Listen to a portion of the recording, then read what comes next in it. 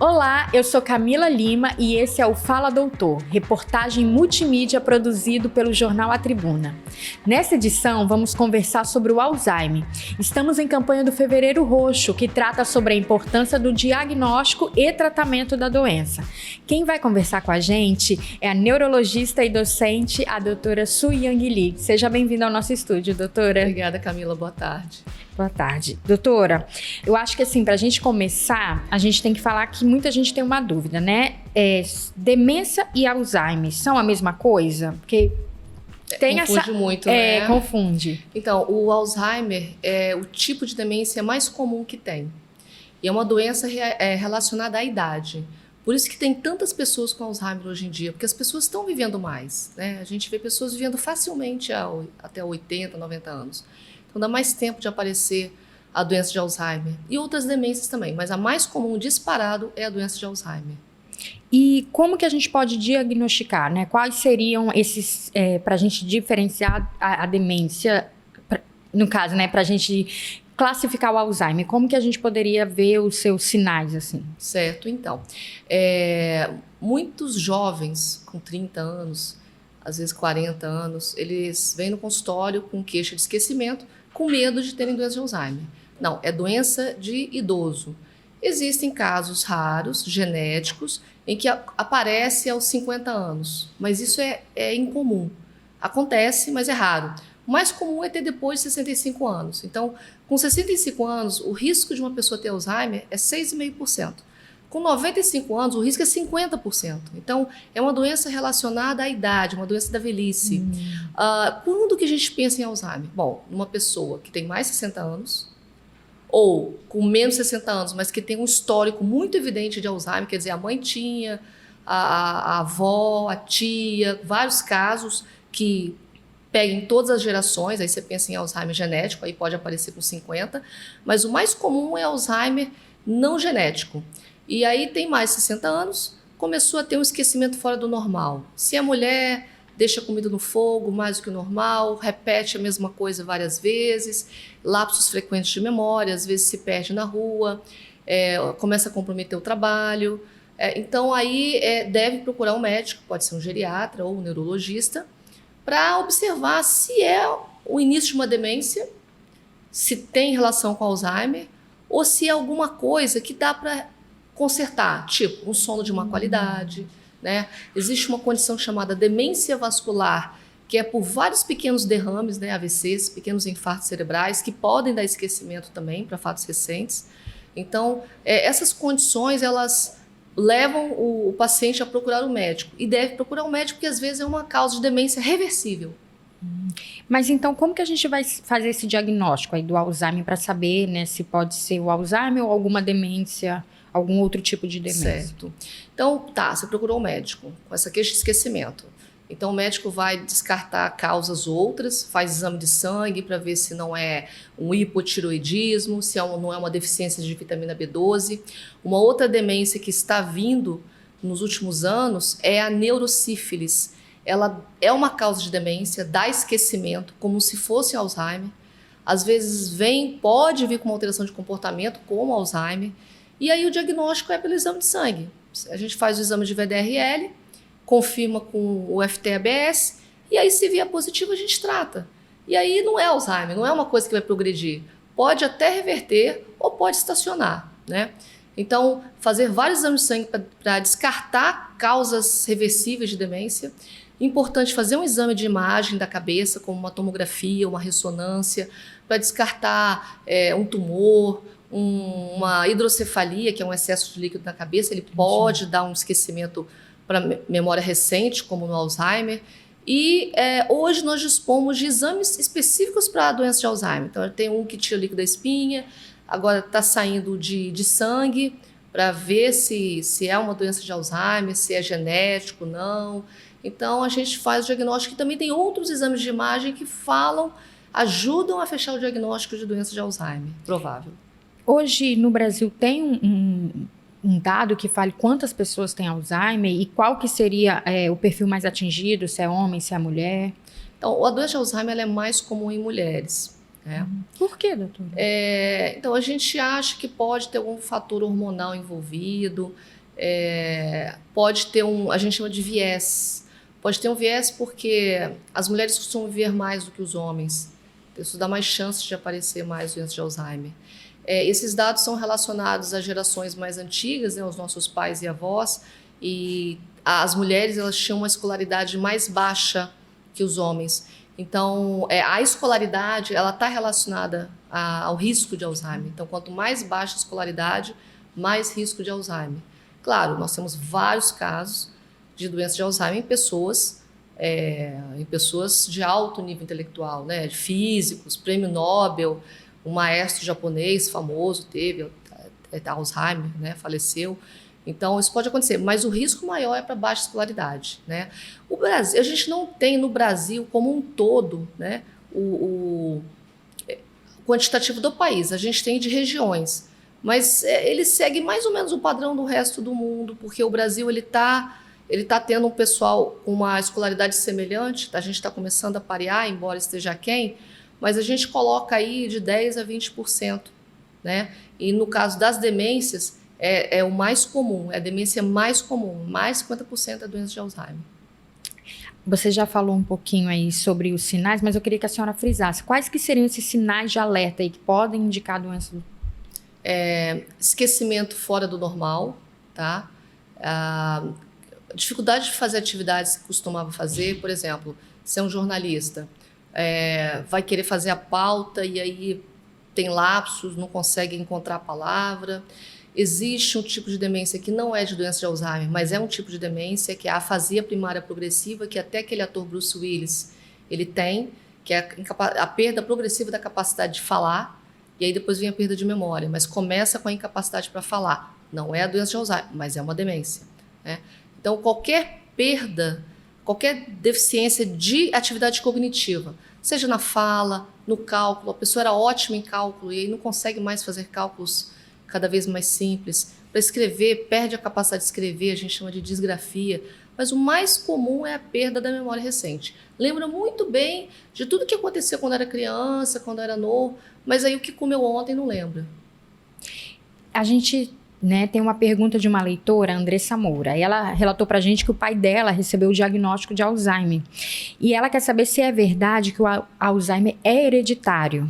Outra coisa que ela também ouviu dizer é que quando alguém da família tem, é recomendado, a partir dos 30 anos, foi o que ela disse, fazer exames médicos para saber se pode ou não ter o problema. Bom, aí eu vou colocar um pouco da minha opinião pessoal, né? Existe o Alzheimer hereditário, que é o genético, e aí realmente não quer, mesmo o genético não quer dizer que aquela pessoa que teve Alzheimer, todos os filhos vão ter. Vão ter se herdarem o gene da mãe ou do pai, né? Mas a maioria dos casos de doença de Alzheimer, ela não é genética. Mas, realmente, é igual a hipertensão arterial e diabetes. Quem tem casos na família, existe mais chance de ter. Bom, vale a pena fazer um exame, um teste genético, para saber se você tem o gene para a doença de Alzheimer aos 30 anos? Olha, nos dias atuais, eu pessoalmente, eu desencorajo, porque nós não temos um tratamento efetivo ainda. E ainda não descobrimos uma maneira efetiva, algum remédio para prevenir, né? Mas está para sair. Está na agulha ali para sair. Então, acho que é uma questão de tempo. Então, no devido tempo, quando isso surgir, acho que vale a pena sim. Mas hoje, não. Ela também relatou que o pai dela tem ficado mais isolado, sem conversar. Isso é normal de quem sofre de Alzheimer ter esse sintoma de isolamento? É normal. A questão da doença de Alzheimer é que ela é multifacetada. Cada paciente ele manifesta de uma forma diferente a parte comportamental. Então, tem paciente que fica mais agressivo, mais agitado, mais impaciente, tem uns que se fecham mais. Então, a gente, às vezes, se fecha mais. Por quê? Porque começa a repetir muito, e aí o pessoal da casa fala assim, papai, você já falou isso, né? Não, pai, deixa que eu faço. Não é assim. Então, às vezes, eu sei, repete muitas vezes, perde a paciência, mas aí isso pode fazer o paciente se retrair. Então, o que eu sempre recomendo para os cuidadores tenta não bater de frente, porque isso entristece o paciente, né? Então, às vezes, o paciente fala assim, minha filha, eu quero ir para casa. Pai, você está em casa. Não, mas eu quero ir para casa, não é minha casa. Porque a casa dele é aquela de 40 anos atrás. Então não adianta nem dar uma volta na rua e falar, olha, chegamos. Não, eu falo assim, tá bom, pai, a gente já vai. Fulano vai vir buscar o senhor, né? Tentar não bater de frente, porque isso o irrita mais, isola mais. E é por isso que eu falo, o dia do Alzheimer é para a gente também ter um olhar para o cuidador, porque é uma doença da família, né? Ela comete o paciente e ela penaliza também quem está ao redor. E essa é justamente a dúvida da Ivânia Rodrigues. Ela fala assim, né? Como a família pode lidar com quem tem Alzheimer? Ela relata que o pai dela, às vezes, tem umas atitudes infantis que acaba, né, irritando, fazendo algumas coisas. Como que eles podem lidar com essa situação? Tentar usar o humor, entrar na brincadeira, entrar no delírio. Às vezes eles têm algumas alucinações. Aí é mais perigoso quando tu começa a ter delírios, tipo de perseguição, né? Alguns têm delírios de que a esposa está traindo, né? Então aí nesse caso é complicado mesmo, aí tem que entrar com medicamento. Bater de frente é sempre complicado. Muitas vezes precisa, isso onera, mas às vezes precisa de um cuidador para ajudar, porque o filho, ou a filha, ou a nora, genro, ou a esposa, o cônjuge, não tem estrutura para lidar.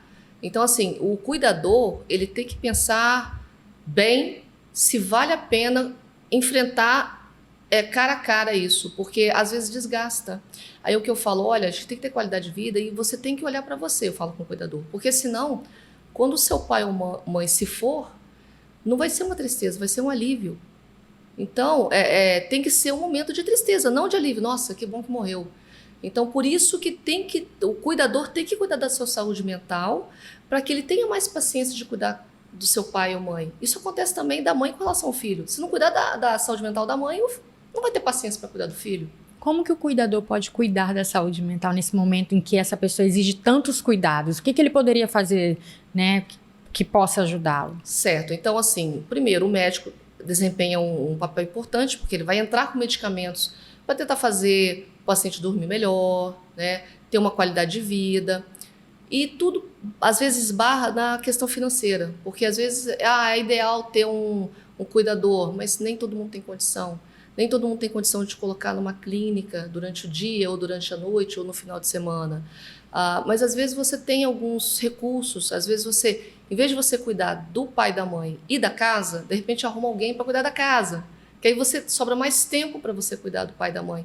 Alguém para te ajudar a deixar a comida pronta, ou ajudar na hora do banho, ou de repente vai cuidar da sua saúde mental, vai fazer uma atividade física, bota alguém no lugar. É claro, tem casos que não tem ninguém. Eu tenho casos de paciente que só tem uma filha ou um filho e não tem mais ninguém. Mas quando tem muitos irmãos ali, Exato. Pode se revezar para não ficar pesado só para uma pessoa, né? Ou para duas, três. Exato. E às vezes assim, às vezes tem filhos que não querem se incomodar. Então, pelo menos, bota para pagar, né? Divide o... Fazer alguma coisa, né, doutora? No caso, vamos falar um pouquinho do tratamento. Você já citou um pouco aí que ainda não tem uma cura, não tem um tratamento efetivo, mas o que pode ser feito? Então, nós temos os chamados inibidores da colinesterase, que são medicamentos que ajudam a tentar retardar a progressão da doença de Alzheimer. Eles estão disponíveis no SUS, tem várias opções no mercado, assim, diminuiu muito o custo do tratamento. Tem a memantina, que é um fármaco que a gente usa como coadjuvante. Pacientes que não conseguem deglutir direito, tem adesivo, né? Tem tipo pastilha para dissolver na boca. Então tem esse tratamento, que é a base. E tem os outros medicamentos para tentar dar uma melhorada no comportamento, no sono, né? Hoje a gente também usa cannabis medicinal para tentar controlar alguns sintomas comportamentais. Não é para tratar a doença de Alzheimer, são sintomas comportamentais. Além do tratamento com medicação, né, tem algo que poderia ser feito para retardar os efeitos do Alzheimer? O que fazer, né? Você sabe que tem o pai com Alzheimer. E aí? O que eu vou fazer? Então, tem que realmente ligar o alerta, né? Então, primeira coisa, controlar as doenças crônicas. A pessoa hipertensa, diabética, vão ter controladinho. Evitar o cigarro, o alcoolismo, assim, o uso frequente de álcool, que também causa perda de memória. Atividade aeróbica regular, tá? Isso é importante. sono de boa qualidade, dosagem de algumas substâncias no sangue, tipo a homocisteína, que aumentam a chance de desenvolver Alzheimer. Então, procurar um médico para ter essa orientação, né? Estimulação cognitiva. Saber uma língua a mais, ela ajuda a retardar em até 8 anos o início de uma possível doença de Alzheimer. Então, aprenda a língua estrangeira. Eu já sei falar inglês. Vai aprender francês. Já sei. Fala alemão. Já sei alemão. Vai falar mandarim. E também, as pessoas falam assim, eu já faço palavra cruzada e leio muito. Não, tem que usar os 2 hemisférios. É esse que é a grande pegada. Ler, escrever, fazer palavra cruzada, é tudo hemisfério esquerdo, que é a área racional, a área da lógica. Então, trabalha o lado direito. O lado direito é o quê? É arte, pintura, música, aprende a tocar um instrumento, aprende a dançar, tudo que sai do conforto. Então, por exemplo, eu que sou médica, se eu ficar só sendo médica, eu não estou prevenindo doença de Alzheimer. Então, eu tenho que fazer alguma coisa diferente. Então, eu posso praticar um artesanato, tentar fazer mecânica, alguma coisa que me dê trabalho. Você já até entrou na pergunta que eu ia falar, né? Dessa questão, assim, de exercitar o cérebro, né? Com palavras cruzadas, por exemplo, pode prevenir mesmo o Alzheimer. Aí você já até citou que a gente está trabalhando mais um lado do cérebro, exatamente, né? E como que, então, a gente poderia proteger? Aí você citou alguns exemplos. No caso, se eu aprendo uma língua e aí também faço uma dança, eu já teria trabalhando esses 2 lados? Já seria uma forma de eu proteger mais o meu cérebro? Com certeza. Mas a palavra cruzada ajuda, né, doutora? Não, ajuda, mas assim, aí a palavra cruzada tem um problema. Depois que você pega o macete da palavra cruzada, ela para de estimular você. Por isso que eu digo assim, tudo que sai do seu conforto. Você faz seu trabalho de jornalista, se você fica só naquilo ali, não está estimulando mais. Entendeu? Tem que sair da zona de conforto. Então, tudo que dá trabalho para o seu cérebro, ele faz abrir novas vias neuronais. Porque as conexões nervosas são como estradas. As que ficam fechadas, elas vão ser descartadas. Aí os neurônios vão morrendo mesmo. Mas se você usa aquelas vias, aí elas persistem. Então, quando a pessoa começar a ter a doença de Alzheimer, começar a manifestar, vai manifestar de forma mais benigna, porque vai ter reserva neuronal, vai ter neurônio em atividade. Eu falo que é como se fosse uma grande fábrica em que alguns funcionários estão morrendo. Mas antes disso acontecer, você já está pegando outros funcionários e já colocando para aprender aquilo. Então, você já está se prevenindo. Entendi. A gente ouviu falar, outro dia um especialista, né, estava falando que não exercitar as pernas ou a falta de atividade física tem relação com quadros de demência. Sim. Isso é verdade? Mas por quê? Achei curioso isso, não exercitar as pernas, falta... O que acontece se a gente não faz exercício? Como que isso tem a relação ali com o nosso cérebro, né? Então, as pernas, principalmente as panturrilhas, são consideradas como o segundo coração, né? Elas bombeiam o sangue para o cérebro, para o corpo todo, na verdade, e inclusive para o cérebro. Isso oxigena melhor o cérebro, perfunde melhor o cérebro. E tem outra coisa também, quando você faz atividade física, até musculação, você obriga o cérebro a aprender aquele movimento. Então, é uma maneira de você incentivar o cérebro. Então, assim, mas as pernas em específico têm a ver com o bombeamento de sangue. Entendeu? E tem algumas atividades físicas que elas melhoram mais o cognitivo. Por exemplo, artes marciais. Elas são muito boas para a cognição porque elas trabalham com o lúdico. Quando a pessoa faz um movimento, ela está imaginando. Então, essa coisa da imaginação, ela também ajuda na estimulação cognitiva. Doutora, nessa campanha, né, que está sendo feita, o que você acha que a gente tem que frisar que seja assim, o pilar? A gente está falando de trazer qualidade de vida, mas o que você classificaria como o pilar, já que muita gente, quando fala do Alzheimer, a gente, querendo ou não, a gente tem medo, né? A gente não quer perder nossa memória, a gente quer ter lembranças. O pilar para a prevenção? Bom, tem a prevenção antes de surgirem os sintomas, quando a pessoa é jovem, né, que eu citei as medidas e tal, de estimulação, controle de doenças crônicas, sono bom, né.